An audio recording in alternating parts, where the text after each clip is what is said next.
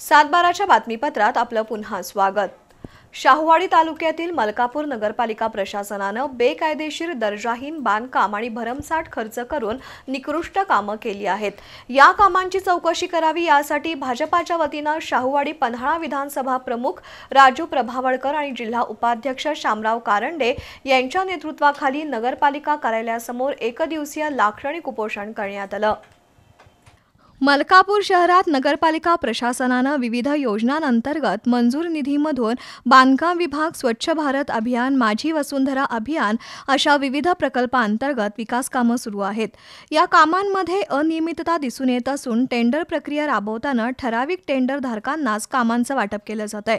कोट्यवधी रुपयांची बांधकामं सुरू आहेत, त्यावर कोणतीही देखरेख नसल्यामुळे ही कामं दर्जाहीन होत आहेत। स्वच्छ भारत अभियान राबवताना भरमसाठ खर्च होत असल्याचं दिसून येत आहे। स्वच्छ भारत अभियानाअंतर्गत 2018 ते 2023 पर्यंत नगरपालिकेला 2 वेळा भरीव स्वरूपात निधी जमा झाला होता। त्यामुळे प्रशासनानं विकास कामांवर भरमसाठ खर्च केलाय।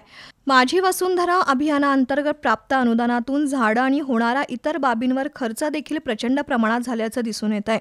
मात्र विकास कामं करून देखील नगरपालिकेच्या आर्थिक उत्पन्नात कोणतीही भर पडत नसल्याचं दिसून येत आहे। या बाबतीत प्रशासन उदासीन आहे। तसं न होता फक्त बेकायदेशीर टेंडर काढून ठराविक ठेकेदारांचं हित, भरमसाठ खर्च, दर्जाहीन बांधकामं यावरच नगरपालिका प्रशासक आणि प्रशासनाचा भर आहे। या कामांची चौकशी करण्याची मागणी राजू प्रभावळकर यांनी केली आहे। यावेळी माजी नगरसेवक संजय मोरे, दीपक पाटील, राहुल पवार, संजय वाकडे, आरजी जामदार, भाई शिंदे उपस्थित होते।